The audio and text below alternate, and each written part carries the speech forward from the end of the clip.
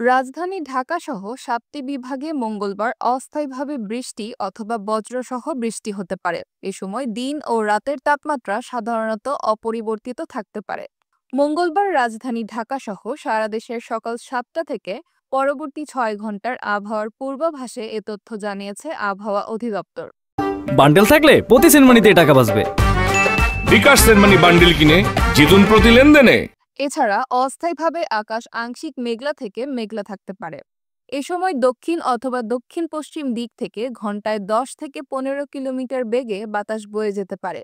আর অস্থায়ীভাবে ৪০ থেকে ৫০ কিলোমিটার বেগে বাতাস বয়ে যাওয়ার সম্ভাবনা রয়েছে।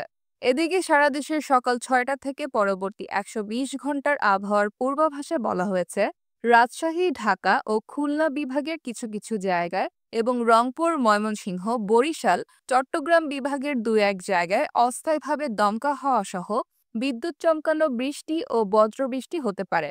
পূর্বাভাসে আরও বলা হয়েছে, লঘুচাপের বর্ধিতাংশ বাংলাদেশের দক্ষিণ পশ্চিমাঞ্চল হয়ে পশ্চিমবঙ্গ থেকে উত্তর বঙ্গোপসাগর পর্যন্ত বিস্তৃত রয়েছে।